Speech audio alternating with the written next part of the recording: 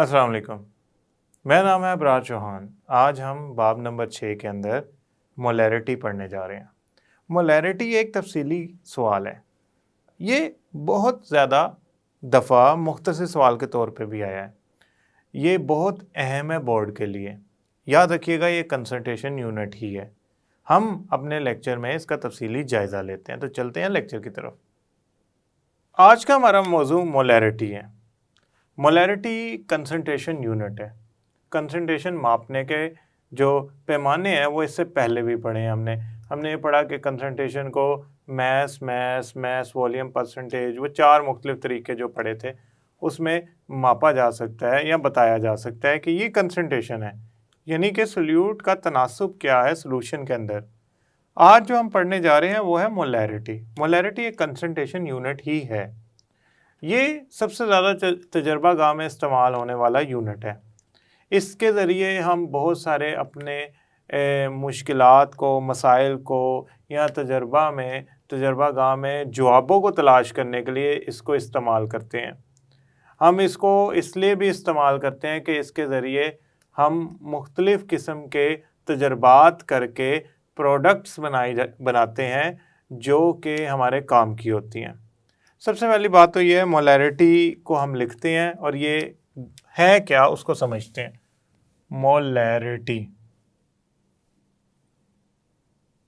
Molarity असल में English में लिखा जाता है इस तरह।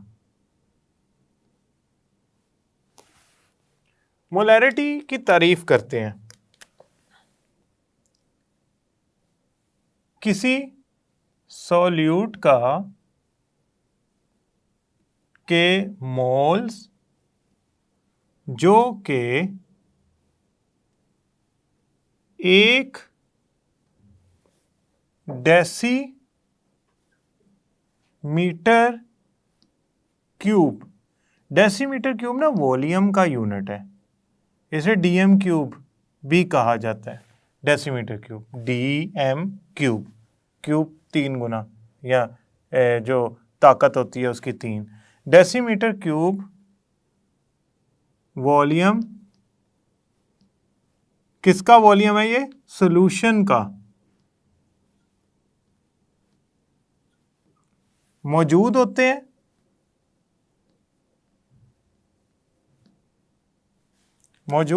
हैं या हल किए गए हों।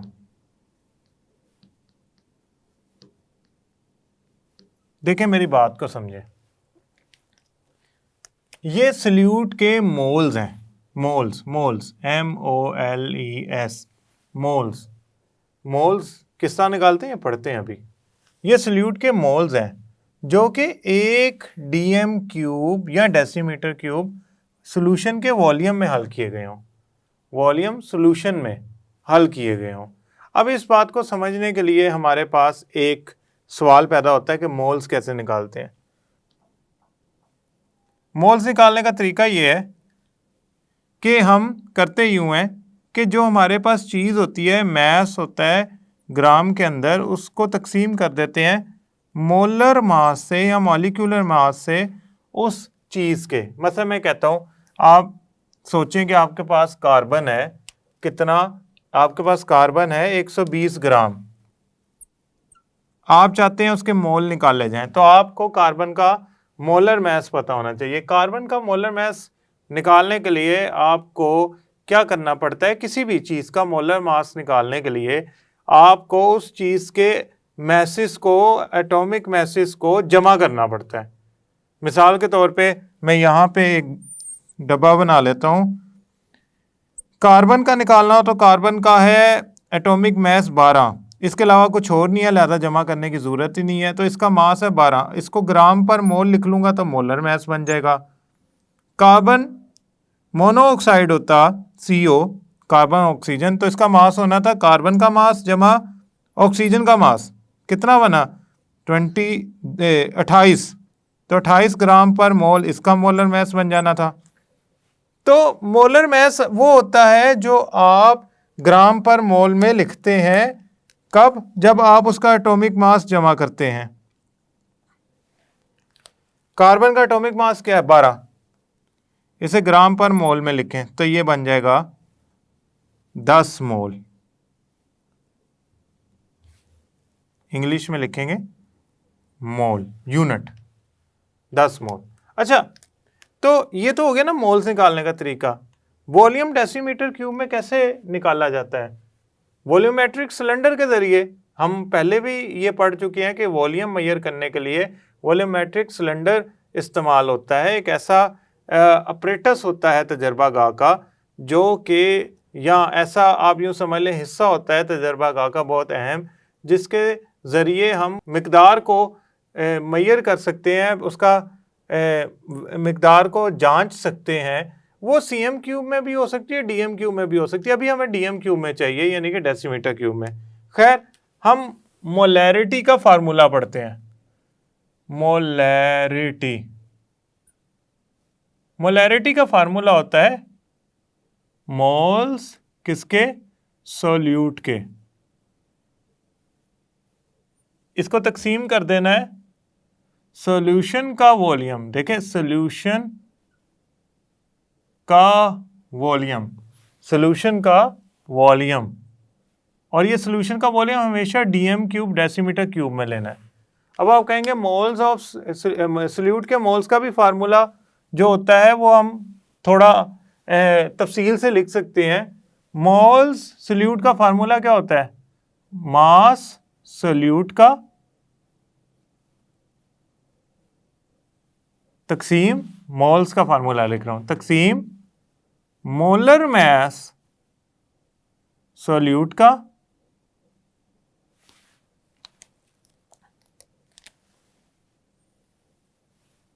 सॉल्यूशन का वॉल्यूम डेसीमीटर क्यूब में। ये आपका तरीका है कैलकुलेट करने का, निकालने का, हल करने का। क्या चीज? मोलैरिटी। अगर मैं आपसे बात करूं कि मोलैरिटी के यूनिट क्या होते हैं, मोलैरिटी के यूनिट क्या होते हैं, तो मोलैरिटी के यूनिट होते हैं मोल पर डीएम क्यूब। मोलैरिटी के यूनिट होते हैं मोल पर डीएम क्यूब या मोल तकसीम डीएम क्यूब। कैसे निकाले, जरा गौर से देखें इस फार्मूले को। या मैं ऐसा करता हूँ, फार्मूले में मोलैरिटी इधर लिख लेता हूँ। मोलैरिटी बराबर है मास सॉल्यूट का, ठीक है। ये जो मोलर मास है और सॉल्यूशन है ये आपस में, अच्छा मास सॉल्यूट का किस में होगा? ग्राम में। मोलर मास सॉल्यूट का और ये सॉल्यूशन का वॉल्यूम, क्योंकि ये दोनों हिसाब के असूलों के मुताबिक आपस में ज़रब खा जाएंगी। सॉल्यूशन का वॉल्यूम डीएम क्यूब में। अच्छा, इसके जो यूनिट है वो है ग्राम तकसीम मोल। अब देखें, गौर से सुने, ग्राम ग्राम से कट गया, मोल नीचे है, सबसे नीचे है, तो हिसाब में वो सबसे ऊपर आ जाता है। तो आपके पास पीछे जो अगर यूनिट की बात की जाए, जो बच जाएंगे वो बचेंगे मोल पर डीएम क्यूब या मोल बटा डीएम क्यूब डेसीमीटर क्यूब या मोल तकसीम डेसीमीटर क्यूब। ये यूनिट है, ये यूनिट है किसके? ये है मोलैरिटी के यूनिट। अब मैं इसको थोड़ा सा आपको समझाने की कोशिश करूंगा हिसाब के सादा असूलों के मुताबिक। देखें ज़रा गौर करें, इसको एक और तरीके से कहते हैं। मास किस में है? ग्राम में, ठीक है। मैंने सिर्फ जी लिख दिया, मास किस में? ग्राम में, सिर्फ जी लिख दिया। मोलर मास किस में है? ग्राम पर मोल में, यानी ग्राम तकसीम मोल में। और वॉल्यूम किस में है? डेसीमीटर क्यूब में। ये मैंने सारे लिख दिए यूनिट। अब गौर से देखें, ये मोलैरिटी के बराबर थी, मैंने मास सॉल्यूट का ग्राम लिख दिया, मोलर मास का यूनिट लिख दिया, सॉल्यूशन के यूनिट लिख दिए। ये इससे कट गया। देखिए मोल जो है ना सबसे नीचे है, तो हिसाब के असूलों के मुताबिक जो सबसे नीचे होती है मिकदार, वो यूनिट या कोई चीज़ वो सबसे ऊपर आ जाती है। तो ये बन गया मोल, नीचे वाला डीएम के ऊपर आके हो जाएगा मनफी पावर में, क्योंकि यहाँ वो क्या है पॉजिटिव, ऊपर जाके क्या हो जाएगा नेगेटिव। अच्छा, अब सवाल एक मुख्तसर सवाल आता है, कैसे एक मोलर कितना, एक मोलर सॉल्यूशन बनाया जा सकता है सोडियम हाइड्रोक्साइड का। अच्छा, एक बात समझे, मोलैरिटी को दिखाया जाता है कैपिटल एम से, बड़े एम से, ये मोलैरिटी का सिंबल है। तो अगर आपसे कोई कहे कि एक मोलर सॉल्यूशन बनाए सोडियम हाइड्रोक्साइड का, तो इसका मतलब यह है कि एक मोलैरिटी वाला सोडियम हाइड्रोक्साइड का सॉल्यूशन बनाना है। तरीका क्या है, बड़ा आसान है, कोई मुश्किल काम नहीं है इसका तरीका। देखें, इसका तरीका मैं बता रहा हूं। तरीका के लिए मैं ये बॉक्स या डब्बा बना रहा हूं और इसको इस्तेमाल करूंगा। तरीका, पहले आपने एक सिलेंडर लेना है, ये आपके सामने बना हुआ नजर आ रहा है सिलेंडर। इसमें आपने क्या करना है, एक मोल सोडियम हाइड्रोक्साइड डालना है। एक मोल सोडियम हाइड्रोक्साइड में कितना ग्राम होते हैं? यकीनन आपने चैप्टर नंबर बाब नंबर 1 के अंदर पढ़ा होगा कि एक मोल किसी भी चीज का उसके मोलर मास के बराबर होता है। सोडियम हाइड्रोक्साइड का जो मोलर मास है, ये अल्कली है, सोडियम हाइड्रोक्साइड का जो मोलर मास है वो 40 ग्राम होता है पर मोल, 40 ग्राम बटा मोल या 40 ग्राम तकसीम मोल। तो जो मोलर मास है उतना मास ले लिया जाए तो एक मोल होगा। जब किसी चीज का एक मोलर सॉल्यूशन बनाना हो तो उसके एक मोल हल करने हैं। 2 मोलर सॉल्यूशन बनाना हो 2 मोल हल करने हैं। 3 मोलर सॉल्यूशन बनाना हो 3 मोल हल करने हैं। 4 मोलर सॉल्यूशन बनाना हो 4 मोल हल करने हैं। अभी क्या है, अभी हमारे जिम्मे जो काम है ना वो 1 मोलर सॉल्यूशन बनाना है। तो आपने करना क्या है, 1 मोल सोडियम हाइड्रोक्साइड लेना है। 1 मोल सोडियम हाइड्रोक्साइड या किसी भी चीज का 1 मोल उसके मोलर मास के बराबर मास ले लिया जाए तो 1 मोल बनेगा। मतलब मैं कहता हूं कार्बन का 1 मोल लूं, कार्बन का मोलर मास क्या होता है 12, तो 12 ही अगर मैं मास ले लूं तो 1 मोल आएगा आंसर, जवाब 1 मोल आएगा जवाब। तो आपने बात याद रखनी है कि सोडियम हाइड्रोक्साइड का मोलर मास होता है 40 ग्राम पर मोल। तो अगर इतने ही मैं ग्राम ले लूं तो 1 मोल मेरा सोडियम हाइड्रोक्साइड बनेगा।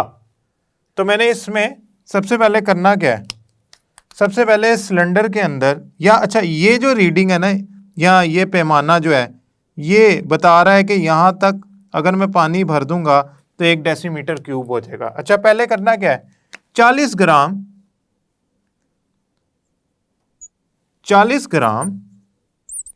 सोडियम हाइड्रोक्साइड डालना है। क्यों? 40 ग्राम असल में 1 मोल के बराबर है। यहां ठीक हो गया, ये हमने 40 ग्राम डाल दिया, यानी कि 1 मोल सोडियम हाइड्रोक्साइड डाल दिया। इसके बाद आप इसमें पानी डालते जाएं। जैसे ही पानी 1 डीएम क्यूब के सतह पे आ जाएगा, इधर आ जाएगा 1 डीएम क्यूब की सतह पे, आपने रुक जाना है। पहले आपने क्या किया, 1 मोलर सॉल्यूशन बनाने के लिए आपने 1 मोल सोडियम हाइड्रोक्साइड डाला। 1 मोल किसी भी चीज का उसके मोलर मास के बराबर मास लेने से आता है। सोडियम हाइड्रोक्साइड का मोलर मास जो है ना वो होता है 40 ग्राम। तो हमने क्या किया, अब वो 40 ग्राम कैसे निकला, बड़ा आसान है, बहुत सादा सा तरीका है, उसमें कोई साइंस नहीं है, मैं वो भी आपको बता देता हूँ ताकि आप इसमें किसी किस्म का मसला ना हो। सोडियम हाइड्रोक्साइड में सोडियम का मास होता है 23 ऑक्सीजन का मास होता है 16, हाइड्रोजन का मास होता है 1।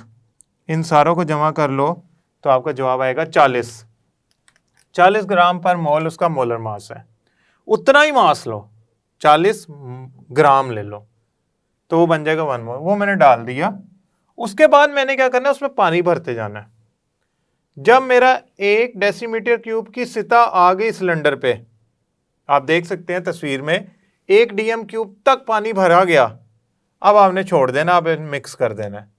अब आपके पास सोल्यूशन बन गया 1 डेसीमीटर क्यूब, जिसके अंदर 1 मोल सोडियम हाइड्रोक्साइड हल हुआ है। तो ऐसे सोल्यूशन को कहेंगे 1 मोलर सोल्यूशन किसका, सोडियम हाइड्रोक्साइड का, क्योंकि इसके 1 मोल को हमने इसमें डाला है।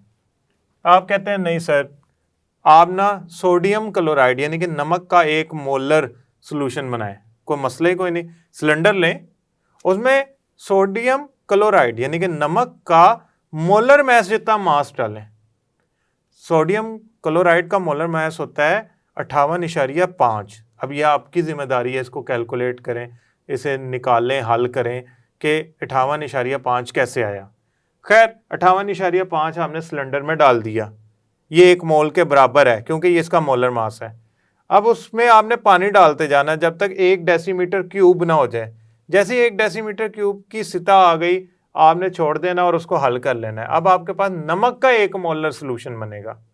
तो 1 मोलर सोल्यूशन बनाने का मतलब है 1 मोल किसी चीज का डालना और उसके बाद उसमें पानी भरना और उसे हिलाना ताकि वो 1 मोल का के अंदर 1 डेसीमीटर क्यूब का सोल्यूशन बन जाए, और वो कहलाएगा 1 मोलर सोल्यूशन या 1 मोलैरिटी वाला सोल्यूशन।